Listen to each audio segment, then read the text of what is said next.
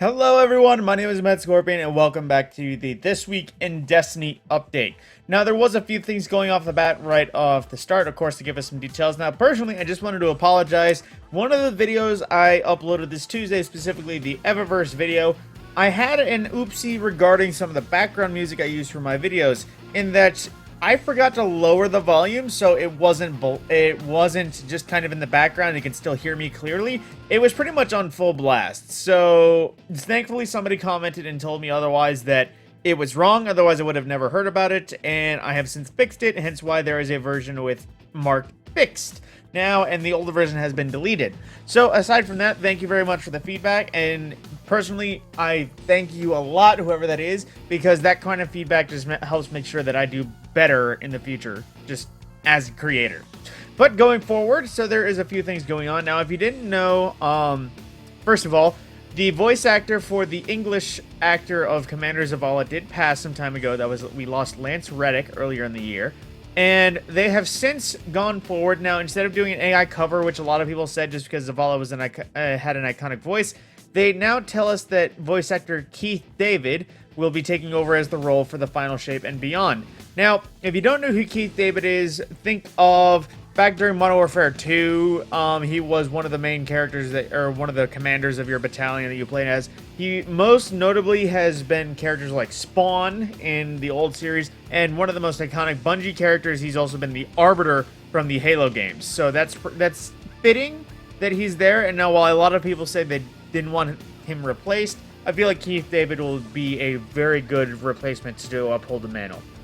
Now, we get some details regarding exotic mission rotators. Now, coming up next season, some previous exotic missions, which if I recall were Presage, Seraph Station, and Vox Obscura, were the three weapons the three missions to be rotated in. So now we will have the Rotator, which is a home for seasonal exotic missions after the year has passed, and places where over time we can bring fan-favorite exotic missions back from the past.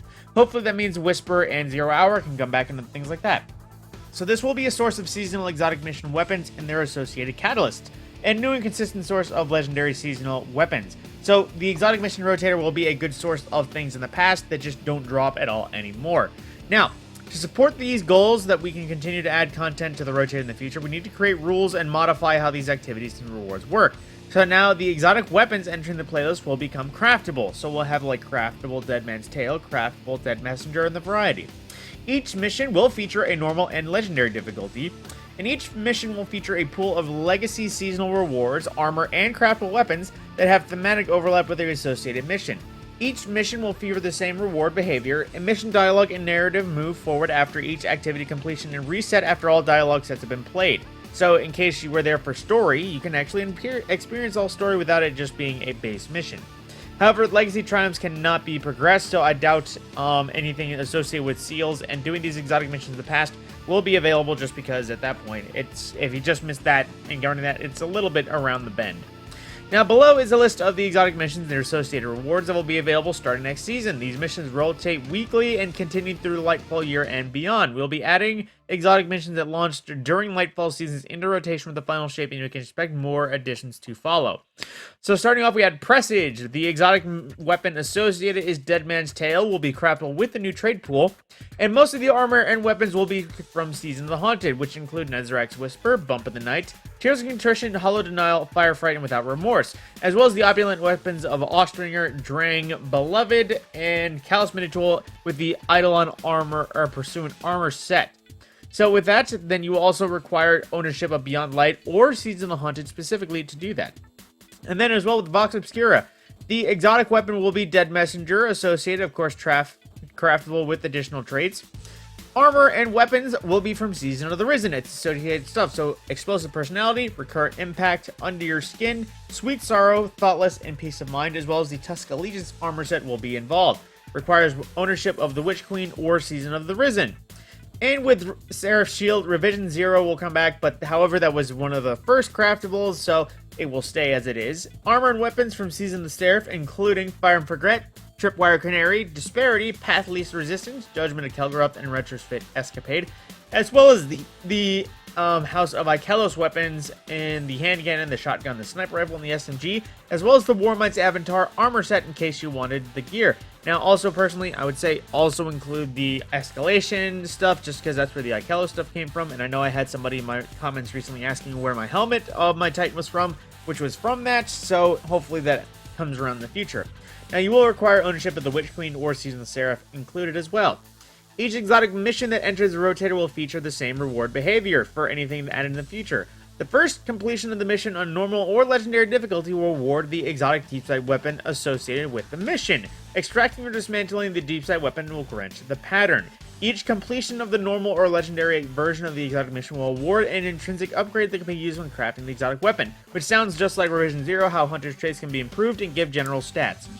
Each completion of the legendary version of the exotic mission will award a catalyst upgrade for the craftable exotic weapon. So it sounds like it's going to be a more casual thing. Like, I know Revision 0 and the Glaive Vexcalibur are the only things that currently have choosable catalysts. But looking forward, it sounds like anything that's craftable exotic will have either a catalyst that enhances its exotic perk or just adds an extra perk to its functionality. Now, armor and weapon rewards. The normal and legendary versions of the mission have separate weekly reward lockouts. Now, once you do the weekly mission reward, one guaranteed deep sight weapon that has not had its pattern unlocked, and one armor piece that has not already been obtained based on your current class. Now, however, if all weapons and armor have been obtained for the end rotation mission, a random world drop will be awarded. On every completion, you will receive an additional weapon from the mission's weapon pool. However, this weapon will have no knockout or guaranteed deep sight behavior. The weapon can roll with deep sight, but this would be on a random percentage chance. Alongside the mission rewards, there is also a weekly challenge. The weekly challenge has the same armor and weapon pool as the exotic mission when it's in rotation. The challenge rewards will be output at pinnacle power and prioritize rewards in the following order. One guaranteed deep sight weapon that has not had its pattern unlocked. If the weapon patterns have been unlocked, the challenge will award one armor piece that has not yet been obtained based on the current class. And if all weapon patterns and armor has been obtained, the challenge will output a random weapon or armor, hopefully all at pinnacle levels. Additionally, the exotic mission gives bonus progress for a Xenology quest from Zur, 4 points for completing on normal, and 7 for legendaries. Now, a Dev Insight recaps. Yesterday's Dev Insight was basically about general armor and ability tuning, basically the nerfs for Strand Suspend, changes to barricades in PvP, and a variety of other buffs for low-use gear and nerfs for high-use PvP abilities. Then age gating at September on Bungie services. Starting on August 15th, in order to fully comply with all evolving landscapes of digital service legislation around the world, Bungie.net users will be prompted for their birthday as a country of origin or residence when signing in or creating a new account. All active sessions will expire on this date, including our Destiny 2 companion app and any third-party sites, i.e., you will need to sign in again and enter your birth date and country of origin or residence in these services. Now, if you don't know what that means, I'm assuming in a variety of countries, some games or things may not be allowed for a certain age group. So if the game is too expensive or too old, or if you're too young for this game in a certain country, you must provide your date and, I guess, say I am old enough. Now this is something I personally find annoying. Basically, they're trying to say, this is a hard Grandmaster, are you ready up for the challenge? Now, it's annoying to me seeing this because every time a Battleground has been in the Nightfall rotation, it has been the hardest Grandmaster. I get they're trying to spice up the economy of options for Nightfalls, and I get that more and more things means less likely that we'll have Glassway as another Grandmaster, which, by the way, we had it way too many times, so at least another 2 seasons without Glassway, please.